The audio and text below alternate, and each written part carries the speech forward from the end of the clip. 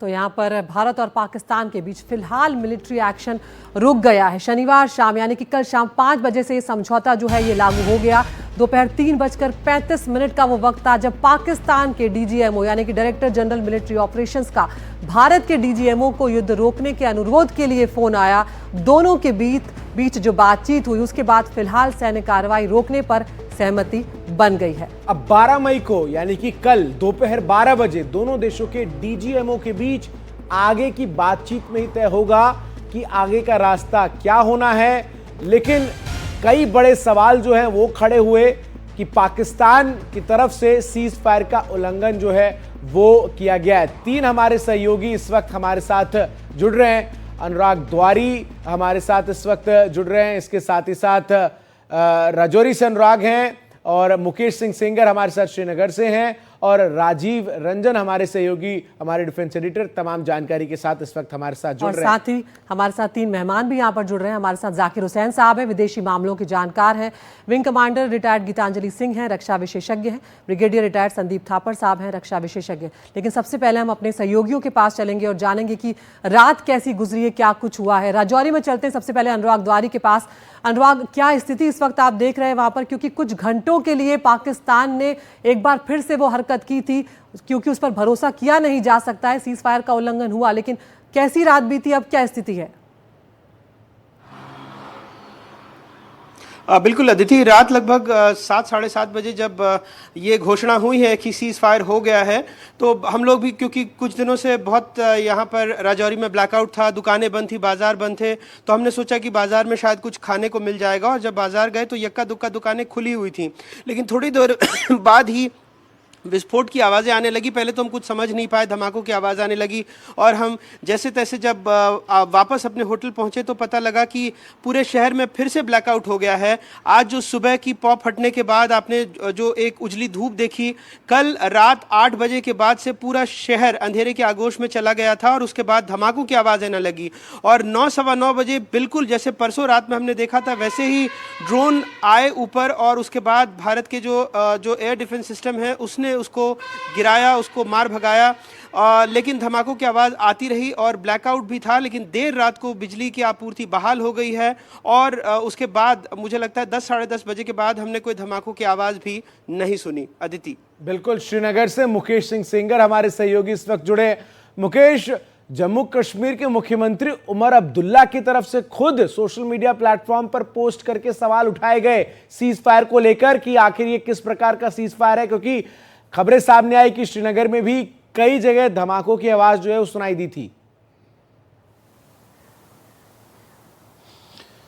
देखिए, बिल्कुल हमने कल रात में रिपोर्ट भी किया था और हमारे पास जो वीडियोस थे जिसमें साफ तौर पर देखा जा सकता था कि किस तरह से लगातार एक के बाद एक ड्रोन जो है वो पाकिस्तान की ओर से आ रहे थे।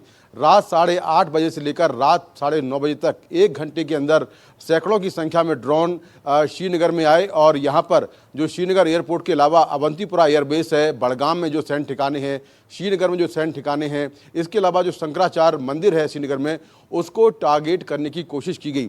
लेकिन हमारे एयर डिफेंस सिस्टम के जरिए वो सारे हमले नाकाम कर दिए गए और हवा में ही सारे जो ड्रोन थे वो मार गिराए गए।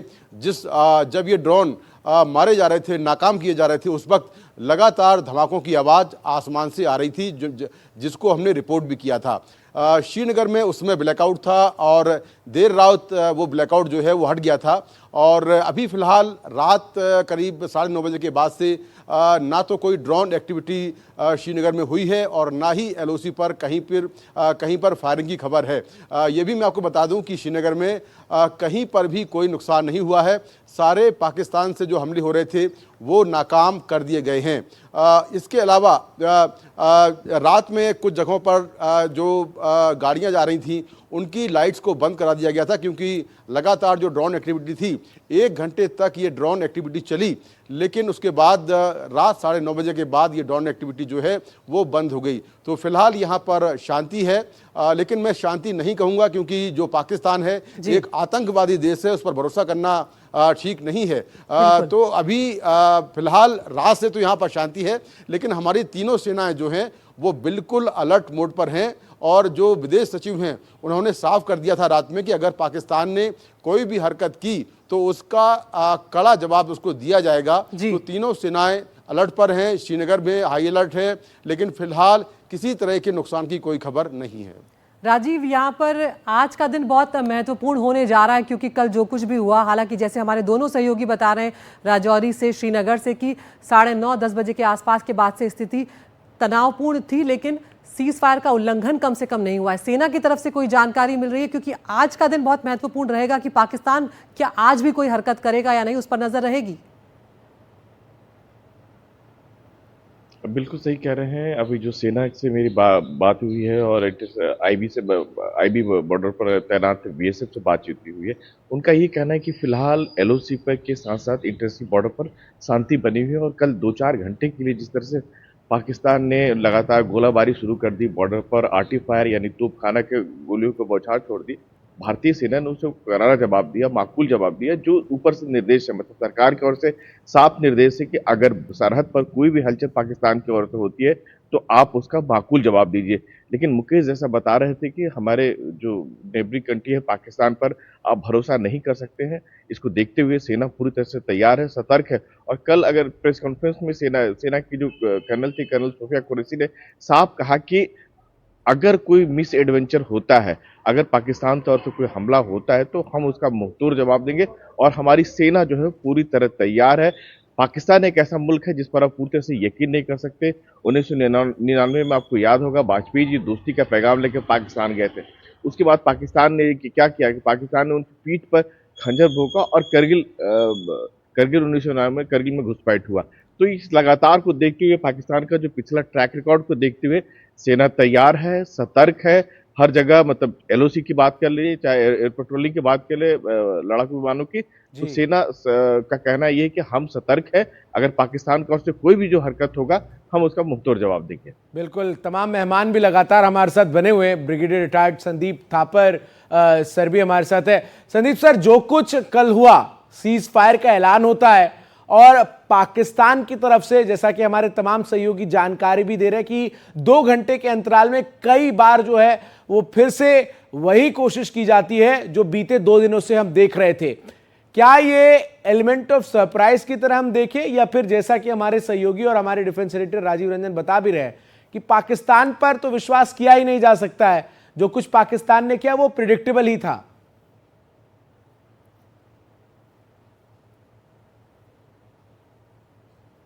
संदीप जी आपका मेरे से बात कर रहे हैं? जी सर, जी। देखिए, कल रात को मैं आप ही के चैनल पे, इंग्लिश वाले पे डिबेट पे था, तो किसी ने बोला, एक अमेरिकन स्ट्रेटेजिक थिंकर भी थी, तो उसने बोला कि ये एक्सीडेंटल है। मैंने बोला नहीं, ये एक्सीडेंटल नहीं है, पाकिस्तान की डिलिबरेट वायलेशन है सीज फायर की। ये उनकी साइकी में है कि ये हुआ है। और मैंने बोला, वो सब घबरा गए थे कि क्या दोबारा लड़ाई होगी। मैंने कहा नहीं, ये सुबह खत्म हो जाएगा, क्योंकि ये आपको याद होगा जब बालाकोट हुआ था तो हमारे पायलट कैप्चर हो गए थे, तो उनको रिलीज की बात हो रही थी। मैं चैनल पे था तो बोला गया कि 3 बजे रिलीज होंगे, और पूरा इंटरनेशनल मीडिया वहां खड़ा हुआ था। तो वो चैनल मुझे बोला 3 बजे। मैंने कहा 3 बजे नहीं करेंगे, ये रात 9-10 बजे से पहले नहीं करेंगे। और रात को इन्होंने 11 बजे जाके एक्सचेंज किया। तो पाकिस्तान की, इनको एक, जिसे इंग्लिश में बोलते हैं ना, परवर्स प्लेजर आता है ये चीजें करने में। तो आई वाज क्वाइट क्लियर कि ये सुबह फायरिंग बंद हो जाएगी, ये थोड़ा सा दिखाने के लिए, अपनी प्रभुत्व दिखाने के लिए कि हम बड़े हैं और हम ताकतवर हैं, हम तो ये करते हैं। ये काफी बार मैंने एलसी पे देखा है, इनकी आदत है। तो आज नहीं, मुझे नहीं लगता कि अब सीज फायर वायलेट होगा। हाँ, एलसी पे स्मॉल आर्म्स फायरिंग, छोटा मोटा मॉर्टर, वो तो नॉर्मल चलता है। वो जब प्रॉपर सीज फायर हो रही थी मुशर्रफ के द्वारा, अब भी चलता था, तो उसमें कोई नई बात या बड़ी बात नहीं है। Cease fire is in place, इन्होंने मांगी है, इनके इंटरेस्ट में है। इनफैक्ट अगर आप मेरे से उस टॉपिक पे पूछेंगे तो मैं थोड़ा सा डिसअपॉइंटेड हूं हमारी इस डिसीजन से, सीज फायर से। पहली बार हमने, पाकिस्तान की गर्दन हमारे हाथ में थी, we had them on a run. हमने अपना सफिशिएंटली पनिश करना चाहिए था, ताकि मैसेज चला जाता कि आप ये हिंदुस्तान में नहीं कर सकते। मुझे नहीं लगता कि वो मैसेज गया है अभी सफिशिएंटली गया है। जी तो एक तरीके से मैं थोड़ा सा डिसअपॉइंटेड हूं। जी। जाकिर हुसैन साहब, आपके पास भी यहाँ पर आएंगे। हमने देखा कि सोशल मीडिया पर ट्रंप भी श्रेय लेते हुए नजर आ रहे थे। शहबाज शरीफ रात को फिर अपनी बेतुकी बातों के साथ सामने आते हैं, अमेरिका का शुक्रिया अदा करते हैं और ये भी वो कहते हैं कि हमने शांति की तरफ पहल कर दी है। किस तरह से देख रहे हैं आप इस पूरे मामले को, क्योंकि यहाँ पर अंतर्राष्ट्रीय स्तर पर कई देशों ने अब सीज फायर को लेकर खुशी जरूर जाहिर कर दी है। देखिए, मैं ब्रिगेडियर थापर से एग्री करता हूँ कि हमको थोड़ा और प्रेस करना चाहिए था, जो हमने नहीं किया। तो एक बात तो ये हो गई। दूसरी बात ये है कि साथ ही साथ भारत ने आर्मी को पूरा फुल कमांड दे दिया है कि अगर कोई वॉयलेशन होता है तो वो फिर उसका करारा जवाब देंगे। और यहाँ पे हमने अमेरिकन फैक्टर को बाहर निकाल दिया कि वो हमारे बीच में किसी तरीके की फिर से कुछ करेंगे। हमने ये क्लियर कर दिया कि टेरर जो है, हम कोई सॉफ्ट टारगेट नहीं है। टेररिज्म जो है वो इनटॉलरेबल है, जिसे हम बर्दाश्त नहीं कर सकते।